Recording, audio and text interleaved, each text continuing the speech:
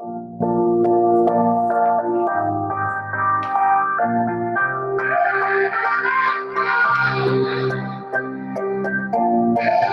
hola, hola. ¿Qué tal? Muy buenas tardes. Bienvenidos a otro programa de Timesa Sports, Radio y TV, el programa del Comité Olímpico de El Salvador. Semana intensa esta, Evita. ¿Qué tal? ¿Cómo te va? Bien, buenas tardes, Claudio. Buenas tardes, amigos. Sí, siempre intensa por toda la acción deportiva nacional e internacional. Y nosotros también desde el Comité Olímpico agradecemos a nuestros aliados incondicionales, Farmacia San Nicolás, Laboratorios Suizos, Aves y CISA, la aseguradora del TINESA. Aldito, ¿cómo está? Hola, hola Eva, todo bien, gracias. ¿Usted cómo está? Bien, contentas y siempre conociendo a nuestros protagonistas. Así es. Hoy Chino, ¿cómo nos estás? vamos, bien, hoy nos vamos a Miami, bueno, a Fort Lauderdale, ya nos van a Florida, digamos, para ser más precisos, ya vamos a ver exactamente en qué lugar. Sí, bueno, hoy tenemos a un invitado que fue uno de los ponentes en el segundo Congreso de Liderazgo Deportivo que tuvimos este año, hace poco más de un mes quizás, y que él es cofundador de Sport Culture y además es instructor de tenis. Hablamos de Gustavo Granito. Hola Gustavo, ¿qué tal? Hola, ¿cómo están? Espero que estén todos muy bien y muchas gracias por la invitación a compartir con todos ustedes. Faltó en la presentación decir que era el papá de Tomás Granito, seleccionado nacional de fútbol, ¿no? Pero bueno, lo agregamos. Sí. Después me enteré algunas cosas de Tomás con El Salvador. Después, si querés comentarme algo. Sí, claro, vamos a hablar Recién también. me comentó algo, Tommy. Así que vamos a hablar de todo, pero bueno, creo que sería bueno. Bueno, primero, ¿dónde estás? ¿En qué parte de Florida estás, Gustavo? Yo estoy acá en Weston. Weston está al oeste de Fort Lauderdale, está muy cerquita, como 45 minutos al noreste de Miami. Es camino a Naples cuando agarran la 75, entonces vivimos ahí. Y sí, desde que vivimos en Estados Unidos estamos viviendo acá y con la familia y con la oficina. La academia de tenis está muy cerca de acá y la oficina para toda la consultoría y para todo lo que hacemos de Sport Culture también está acá en Weston. Bueno, vos sos argentino, por las dudas, se nota, igual a pesar de que llevas años sin vivir en Argentina, se nota el acento y con la particularidad de que también viviste en El Salvador. Esto es importante remarcarlo porque ya para lo que vamos a hablar, porque conoces un poco también la idiosincrasia del salvadoreño. ¿Cuánto viviste acá, Gustavo? Bueno, viví 5 años y desde el 92 hasta el 97, que después me mudaron a Panamá, pero había tenido la oportunidad de ir a Salvador en 1986, cuando hice una de mis primeras misiones para la ITF en cuanto a lo que era educación para entrenadores y programa de desarrollo para juniors. Estuve una semana ahí en Salvador.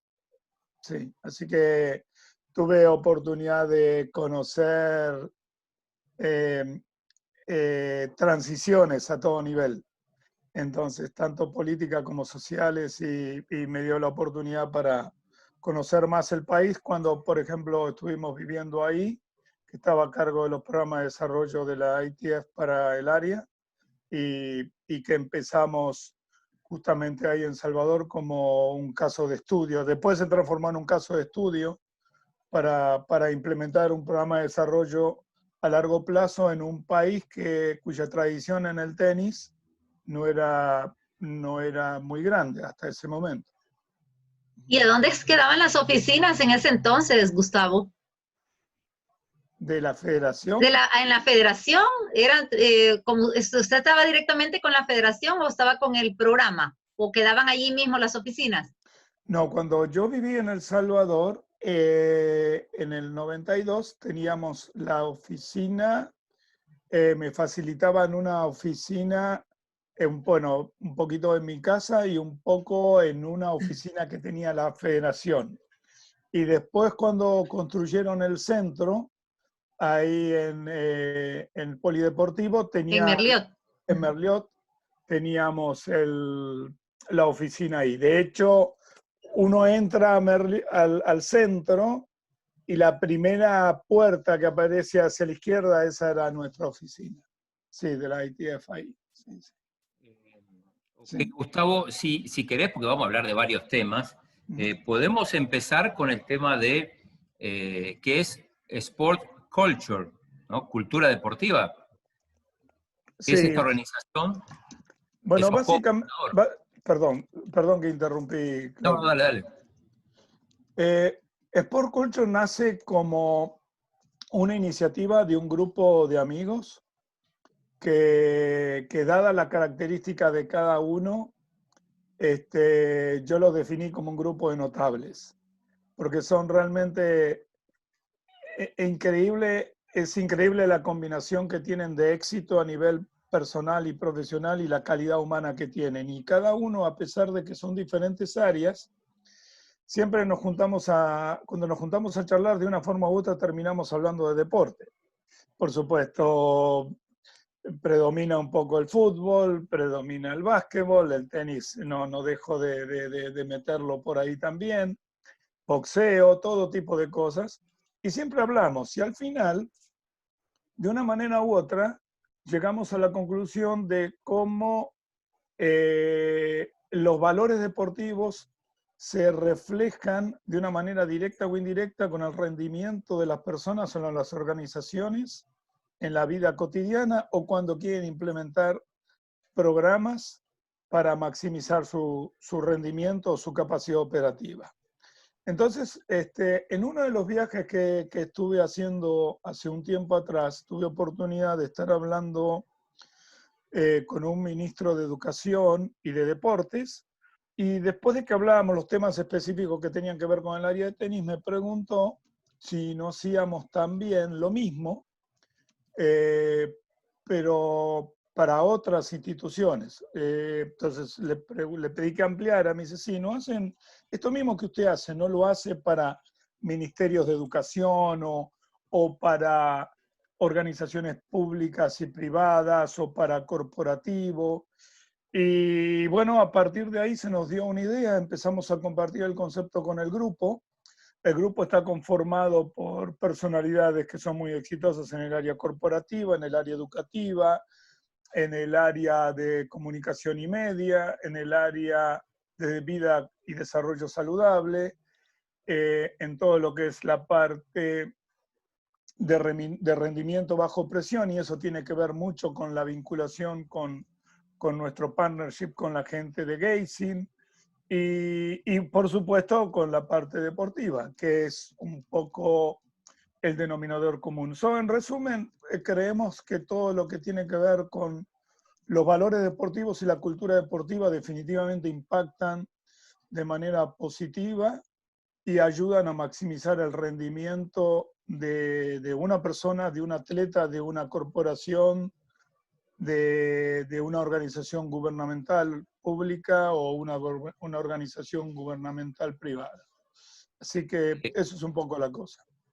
Y Gustavo, bueno, específicamente tu ponencia en este Congreso de Liderazgo Deportivo tuvo que ver con el éxito deportivo bajo presión. Si nos podés contar algunas cosas de esta, contaste algunos ejemplos súper interesantes, como el de Nueva Zelanda en rugby, pero bueno, contanos un poco más porque, bueno, tu charla fue únicamente para dirigentes deportivos y acá, bueno, esto ya es abierto para todos. Seguro. El tema de rendimiento bajo presión está vinculado con rendir exitosamente bajo presión. Y uno de los aspectos que realmente nos enfocamos en ver cómo el protagonista o los protagonistas de ese momento tienen capacidad para manejar las motivaciones externas e internas y los agentes externos e internos de una manera tal que no los distraigan del objetivo para el cual se viene trabajando, que ese objetivo se definió en forma conjunta a través de un proceso previo y que se llegó a la conclusión de que es factible. Entonces, de esa manera, en vez de tener, saber que tienen la posibilidad de éxito, pero al mismo tiempo están diversificadas porque se mezclan emociones, dudas, se mezclan mitos, se mezclan conceptos de si realmente puedo, tratamos de llevar toda esa situación a un momento donde el enfoque es completo en lo que se busca hacer y el entrenamiento previo hace que el enfoque sea completo en tratar de conseguir el objetivo definido. Es como que manejamos como una situación, manejamos un concepto que es básicamente diseñado por nuestros partners de Gazing, donde pasamos de un área diversa que se llama, que la denominamos como el gráfico es como de una cabeza roja, en el cual existe la intencionalidad y el deseo de poder hacer algo, pero no está la clarificación definida para saber realmente cuáles son las capacidades que uno tiene y al mismo tiempo cómo llevar todas esas capacidades a través de un proceso para encontrarse en una situación donde la denominamos de cabeza azul, el protagonista o los protagonistas actúen en vez de plantearse si lo pueden hacer o no. Entonces tratamos de llevarlo a través de un entrenamiento específico y una secuencia sistemática y el conocimiento, básicamente la interpretación y aceptación de las capacidades, llevarlos a esa situación para que cuando tienen esa situación bajo presión o enfrentan esa situación bajo presión, no los perturbe y no los distraiga del objetivo que tienen. O sea, Gustavo, que dentro de los mismos entrenamientos hay una presión. Trabajan la presión en los entrenamientos para cuando se sucedan las cosas o las ciertas situaciones, los atletas puedan saber cómo actuar. Partimos del principio de que la presión es un privilegio y es una oportunidad para ver de qué manera podemos disfrutar de esa situación de privilegio. Entonces, lo que podría ser una situación de preocupación pasa a ser una situación de estar disfrutando plenamente de eso, pero no es un tema solamente de bienestar, es un tema de enfoque. Tratamos de minimizar las capacidades de pérdida de atención en lo que se tiene que hacer. A veces hay pequeñas situaciones que se pierden o no se obtienen el rendimiento que se podría tener porque la capacidad de atención y de enfoque en ese momento no es la suficiente de acuerdo a la demanda de exigencia que se está presentando. Y entendemos también que para llegar a eso hay que partir de principios de ambición muy definida y de principios de objetivos muy definidos y ambiciosos, básicamente. Algunas terminologías hablan de creérsela. Puede ser, pero yo creo que más está vinculado con la autoestima.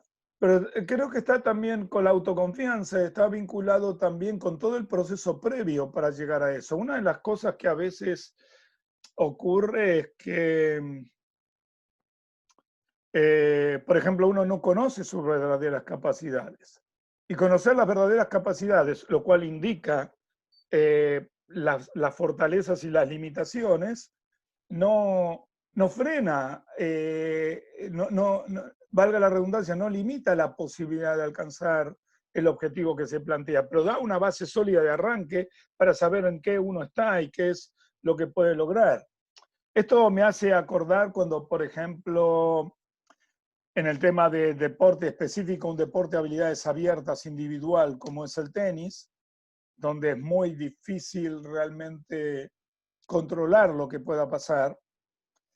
Yo defino al tenis como el arte de prever los imprevistos, lo cual suena medio difuso, pero es tal cual, porque uno nunca sabe qué es lo que va a pasar con la próxima pelota que viene. Entonces uno debe tener una serie de alternativas y estar preparado en una serie de alternativas para que la toma de decisión sea efectiva de acuerdo a la necesidad que se plantea en ese momento. Entonces a veces me ocurre que cuando, por ejemplo, los jugadores vienen a la academia y hablan, y cuando hablamos con ellos les preguntamos cuáles son los objetivos, chicos o grandes, a veces me dicen, bueno, yo quiero ser número 1 del mundo, ¿no? Entonces, más allá de saber que son muy pocos los que llegan a ser número 1 del mundo, lo primero que tratamos de definir con ellos es decir, bueno, muy bien, es importante saber que a nivel mundial, a tu edad, probablemente estés compitiendo, si tenés 14 años,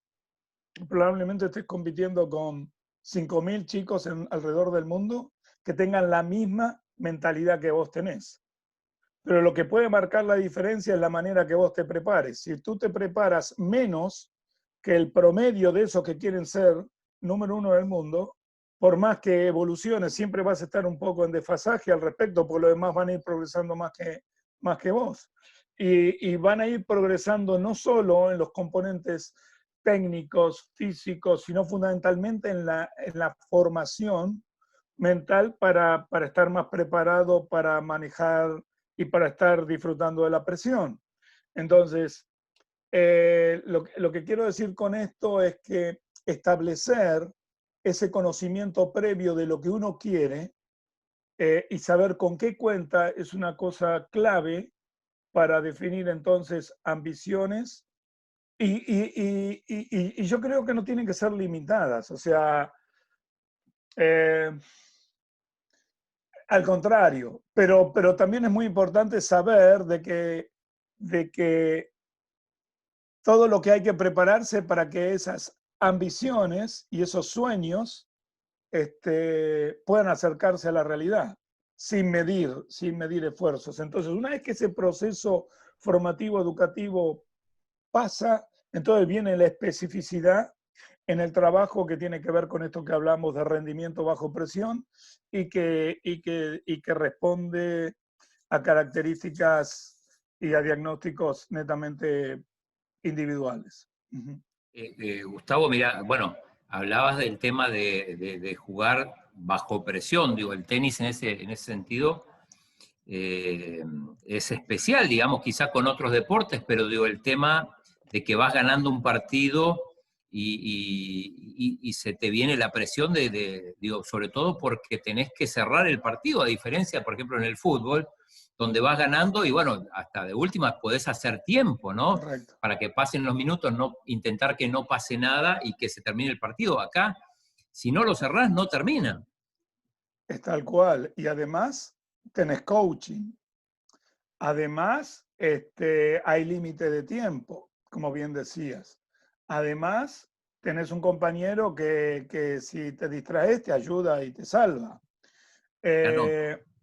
Acá no se puede hacer nada de eso. Y hay muchos casos en los cuales cuesta cerrar los partidos porque es ahí donde los agentes externos participan y generan una serie de ansiedades que diversifican la atención en lo que hay que hacer.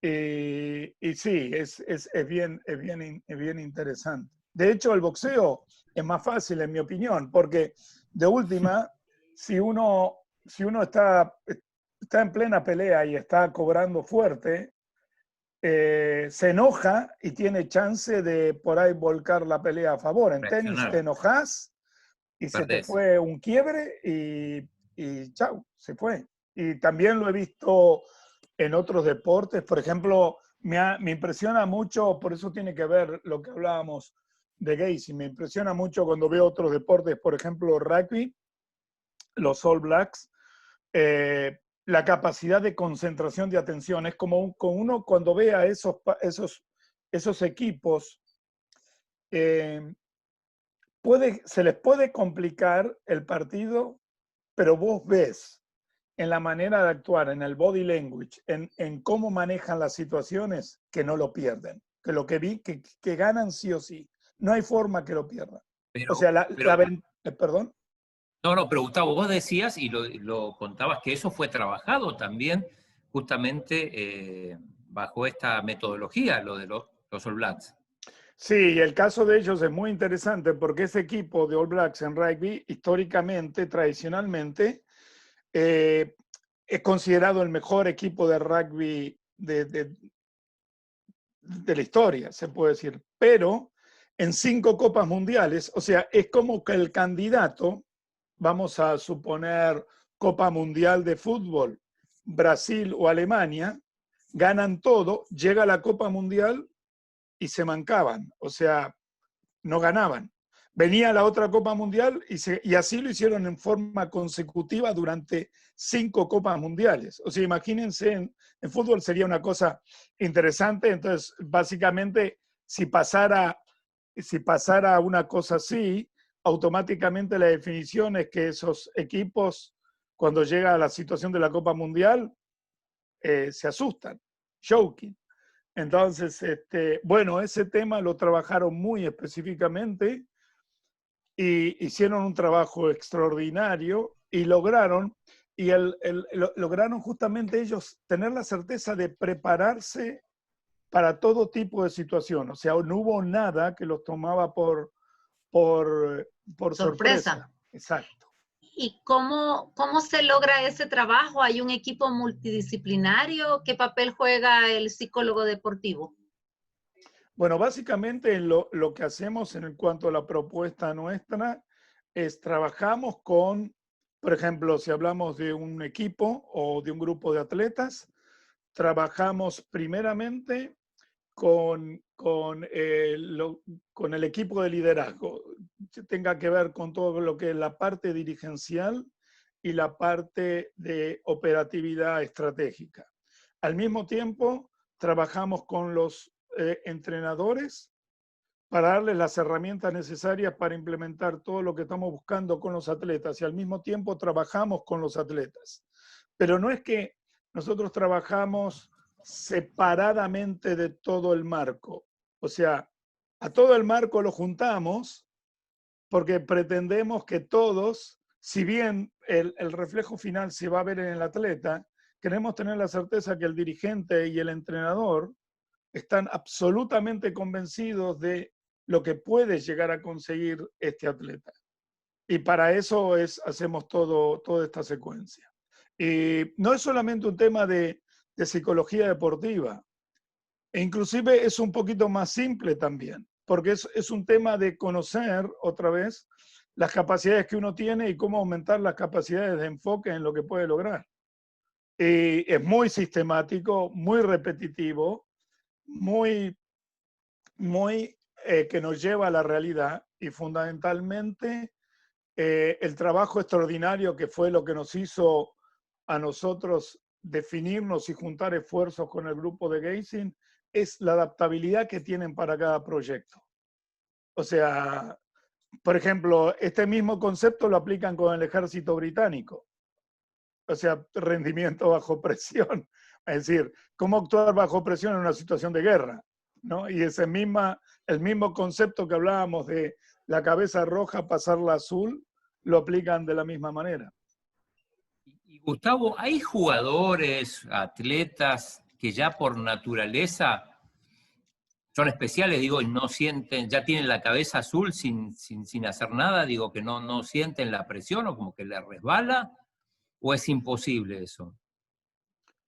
No, yo creo que hay algunos que, no sé si totalmente en la cabeza en azul, pero pueden tener naturalmente más predisposición, es cierto. ¿Se pueden nombrar o no? Digo, ¿vos los identificás? Bueno, por ejemplo, no podría diagnosticar esto tan exactamente porque bueno, habría que investigar un poco más, pero algo que a mí me llama mucho la atención, por ejemplo, lo estoy viendo en Djokovic ahora, ¿no? Djokovic este año es extraordinario lo que él está logrando. O sea, no ha perdido un partido hasta ahora. El único que perdió fue porque se lo dieron por perdido. Exactamente. Pero también tiene un año muy complicado porque es el número 1 del mundo, es el tercer jugador en discordia en cuanto a los fanáticos, que los fanáticos adoran a Federer o adoran a Nadal, y apareció Djokovic, que está a punto de romper las estadísticas de estos dos jugadores tan extraordinarios. Por otro lado, él decidió este año organizar una asociación nueva de profesionales que compite con la ATP. Es un gremio contra otro gremio. Es una cosa muy fuerte. Y al mismo tiempo está compitiendo, jugando el circuito. En esta situación de pandemia, él se identifica mucho con el público. No hay público, hay menos dinero. La sensación de competencia es como que, Claudio, vos y yo estaremos jugando un torneo y vos me llamás mañana y me decís, Gus, para jugar este partido te queda bien a las 4:30, yo te digo que sí. Es como lo mismo. Y la televisión que mete una presión muy grande porque, claro, tienen los derechos televisivos y tienen que facturar. El ejemplo fue lo que ocurrió en el US Open. Pero entonces, volviendo al caso de Djokovic, a mí me llama increíblemente la atención cómo dentro de todo esto, inclusive el último torneo Master 1000 que ganó, cómo lo gana no jugando, o sea, no jugó del todo bien, pero aún así pudo mantener el enfoque y ganar. O sea, la manera que le gana a Schwartzman es una manera que Schwartzman venía embalado después de ganarle a Nadal, que es el único jugador que le ha ganado a Nadal en arcilla en no sé cuánto tiempo.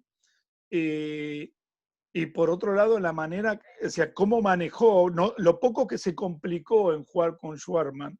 Dijo, bueno, para ganar este partido tengo que hacer esto, esto y esto. Y cómo tuvo la capacidad para aguantar todo eso. Yo creo que, por ejemplo, hoy por hoy es el que más veo con esta tendencia, que decís, hablando de un deportista de alto rendimiento. Otro que me viene a la memoria fue un boxeador que se llama, ¿cómo se llama? Tyson Fury, que este año ganó el peso pesado, que era una pelea, era revancha de la pelea anterior, y cómo él creó toda la situación, cómo se fue preparando, estaba increíblemente enfocado, y cómo gana psicológicamente esa pelea en un boxeador que todo el mundo lo daba bueno, es imposible ganarle, ¿no? Que era Diane Wilder. Me viene eso a la memoria. ¿Futbolista alguno? ¿Perdón? ¿Futbolista? Digo, ¿se te viene a la cabeza alguno? Así que... Bueno, en un momento Messi me dio esa impresión y Cristiano Ronaldo también. Messi quizás un poquito más. No porque, no porque pierda la objetividad por ser argentino, pero me dio esa impresión de cómo él lograba enfocarse alrededor de todo ese movimiento a través de él y toda la demanda y exigencia a través de él para conseguir ciertas cosas. He visto un poquito en ellos dos, más que nada me ha llamado más la atención. Sí, sí. La gorrita de, bueno, hablamos de tenis, la gorrita de Wimbledon. Ahí tenés. Sí. Esa, ¿cuándo lo compraste? Bueno, lo que pasa es que tengo un poco de suerte porque el que era mi jefe antes en la ITF, realmente tenemos una amistad fabulosa, la familia de él con la mía, y él vive en Wimbledon y es miembro del All England, que hay 300 miembros en todo el mundo, o sea, no hay más nadie que sea miembro de ahí. Entonces, siempre que voy me quedo en la casa de él y bueno, tenemos la suerte que nos invita y hacemos la vida de ver el torneo desde adentro, porque la vemos como miembros del club por esas 2 semanas. Y entonces, bueno, tuvimos la suerte que además nos regalen la gorra y todo eso. Pero bueno, es increíble. Bueno, en ese torneo es una cosa interesante. Lo que hablábamos de enfoque. Si alguna vez tienen oportunidad de verlo, ese torneo, una cosa que a mí me ha llamado increíblemente la atención es, bueno, en el curso central, que hay por ahí 20.000 personas, en la situación previa al saque, cuando el jugador se prepara para sacar y y va a hacer picar la pelota, y hace picar la pelota y se acomoda antes de empezar el movimiento del saque, hay menos de un segundo que el silencio es sepulcral. No se escucha nada. Es increíble en un lugar, no lo he visto en ningún lugar, no en ningún lugar, ni en una iglesia he visto una cosa así. Es increíble, no se escucha absolutamente nada. Todo el mundo está enfocado. El jugador, obviamente, antes de sacar, el contrario para leerle el saque y devolver, ver que reconoce. El juez de silla atento a la situación, los jueces de línea atento a ver la línea, los fotógrafos para sacar la foto, la gente en silencio porque está pendiente de lo que puede pasar. Es una cosa increíble, porque además de los dos protagonistas, o de los cuatro si es doble, todo el mundo está enfocado en ver qué pasa en eso. Es increíble cómo se ponen todos de acuerdo para estar tan concentrados. Es notable esa experiencia. Que dura un segundo, porque una vez que se puso en marcha el punto, de acuerdo a cómo termine, siempre son espectaculares, la gente explota disfrutando de lo que ve, ¿no? Y ahora con la era, bueno, con la situación del COVID-19, ¿cómo ve la competencia del Wimbledon? Bueno, ellos fueron muy Previsores. previsores y es la única organización de los 4 Grand Slam de que dentro de la compañía de seguro pusieron una cláusula de pandemia. Entonces, cobraron un montón de dinero que eso además lo volcaron en muchos jugadores que no pudieron ir, que perdían dinero por no poder ir. Así que el año que viene yo creo que se va a volver a jugar. Espero que ya más o menos tenemos que seguir adelante y convivir con esto de la pandemia a nivel mundial. Pero probablemente haya algunas limitaciones.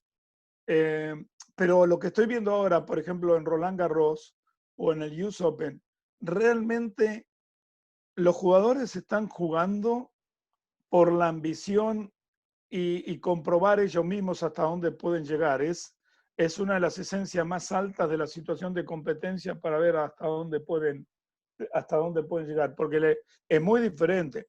Bueno, lo hablaba con mi hijo, que él juega fútbol profesional, y me decía que acá juegan en algunos lugares a puertas cerradas. Y una de las cosas que Tommy me decía es que realmente le extraña jugar con público porque le divierte mucho las cosas que la gente le grita, aún acá en Estados Unidos. ¿Gritan cosas también en Estados Unidos? Pero no puede ser. Todo. No, pero no te imaginas, de todo. De todo. Y él se divierte, se engancha con eso, y encima les contesta, o si haces un gol y haces una jugada, se lo festejás a ellos, se ponen, es muy gracioso. Entonces me decía que él extraña un poco todo eso, de eso que está pasando. Sí, Bueno, sí. contanos un poco más de Tomás, que bueno, nació justamente aquí en El Salvador, cuando vos vivías aquí, fue al Mundial de Turquía, Sí. el Mundial Sub-20, ahí estuvimos, ahí compartimos unas 2 semanas extraordinarias, disfrutamos de la victoria sobre Australia, la celebramos y bueno, y ahora está jugando en el equipo de Miami FCs o Miami United, siempre me confundo. No, Miami Fútbol Club, Miami FC. Sí, FC. el equipo de Ricardo Silva, sí, el club de Ricardo Silva. Y seleccionado, ya por lo menos tiene 2 partidos en la selección mayor de El Salvador. Uno de ellos fue el famoso partido que le ganan a Perú 2-0. Sí, con Islandia también, y creo que había estado... y jugar otro partido más, es cierto, sí. Jugó contra Islandia también y había jugado antes otro partido. Pero solamente, Claudio, cuando comentaste me hiciste acordar algo, ¿no? De estos ejemplos bajo presión. Me acuerdo mucho, y cuando estuvimos en Australia en ese partido, vi en ese equipo de El Salvador que ganó ese partido con Australia, vi desde un principio, vi un equipo absolutamente enfocado, organizado y concentrado en lo que querían hacer, con una tolerancia y un manejo de la presión completa y con un enfoque absoluto y definido de lo que querían lograr. Todos los jugadores, cuerpo técnico, todos. Pero eso yo me acuerdo cuando empezó el partido, a los 5 minutos, me dio una sensación de estar disfrutando. Dije, este equipo está muy sólido. Este Y eso equipo, que hizo un gol a Australia rápido. claro, por un error, me acuerdo, pero ni mosquearon, ni mosquearon. O sea, y normalmente por un error en una situación así puede venir una, El equipo se viene abajo anímicamente. claro, es una pérdida de concentración. Sin embargo, pero fue notable. Y de hecho vi otros partidos del Mundial, otros equipos que inclusive de equipos de países más tradicionales, más fuertes, y no noté ese mismo nivel de atención y concentración en todos, porque me acuerdo que hubo cambios y los suplentes que entraron la rompieron también. O sea, todos estaban enfocados y era un partido que, claro, todo el mundo tenía muchas ganas de ganar porque era la posibilidad para pasar a la segunda ronda, pero que además uno lo veía y más allá de que yo disfrutaba porque veía al equipo, todo el mundo contento y disfrutaba de ver a mi hijo ahí, eh, disfrutaba que veía que no peligraba. O sea, Hasta el último minuto, eh, Gustavo. Un, exacto. O sea, un tiro libre para Australia, ahí sí, al borde del área. sí, sí, pero sin embargo vos veías que el equipo estaba armado, o sea, Sí, estaban organizados, no era que se miraban como diciendo quién corre o quién marca, no, estaban todo era parte del juego, tocó un tiro libre acá, complicado, pero todo el mundo enfocado. Dije, bueno, realmente se hizo un trabajo, lograron hacer un trabajo previo porque les había tocado debutar con el país local, que era Turquía, que venía con todo, que venía candidato, era candidato a ganar la Copa y todo eso, y fue un golpe fuerte, y sin embargo, bueno, todo ese grupo se armó muy bien, me parece que en pocos días hicieron un trabajo excelente todos. ¿Sí? y Gustavo, bueno, con Tommy, con Tomás, ¿tenés que hacer de coaching también ahí o no? Mira, yo de fútbol no sé mucho, lo único que sé de fútbol es que soy argentino y un argentino que no habla y que cree que no sabe de fútbol no es argentino, eso seguro. Entonces, pero bueno, hablamos mucho, compartimos y todo eso. Y bueno, en la medida que puedo o que tengo oportunidad de reconocer algunas cosas, las comparto con él. Pero sí, él ha logrado desarrollar una mentalidad muy particular, muy enfocada, muy ambiciosa. Eh, disfruta del desafío, disfruta de jugar a niveles altos. Cuando juega con equipos o con gente que juega a mayor nivel, e inclusive se siente que quiere eso. Y creo que él en ese sentido ha hecho un trabajo muy importante con él mismo. Ha tenido un buen año y bueno, creo que hoy lo llamaron del FAS, que querían hablar con él. ¿En serio? Ah, bueno, esto es primicia. Creo que, no Que estoy se venga seguro, para El Salvador a jugar con el FAS. creo que lo llamaron del FAS hoy. Sí, porque terminó la temporada acá y lo llamaron del FAS. Pero no sé bien, recién venía para acá y venía demorado y me crucé con él y me comentó eso. Le dije, mira, me tengo que ir porque Claudio me está esperando. Ah, mandale saludos, me llamaron del FAS que querían hablar conmigo. Así que le digo, bueno, dice, bueno, comentale a Claudio de eso. A lo mejor lo vemos aquí, entonces recordemos que tuvo un paso, creo que fueron 6 meses en el FIRPO, incluso jugó la Copa de CONCACAF, recuerdo Exacto. que hizo hasta un gol en Ujú, Honduras, ujú, en cierto, un partido del FIRPO en Honduras. exacto. Evita, Si nos dice el profe Gustavo sería, ¿qué es más complicado, enseñar a nivel de deportes de conjunto o a nivel individual este tema de trabajar bajo presión y esos aspectos que deben disfrutarlo los atletas y que deben sacar ventaja? Eh, Eva, yo creo que al final todo es eh, un tema de trabajo individualizado, el cual deberá, si es un deporte individual o si es un deporte en conjunto, deberá verse la manera de cómo se compagina. Pero, pero una de las cosas que nosotros hacemos con todo esto es la individualización del trabajo para inclusive reconocer aún más las capacidades y, por ejemplo, en algunos casos nos hemos impresionado de que los atletas tenían mucha más capacidad de la que ellos creían.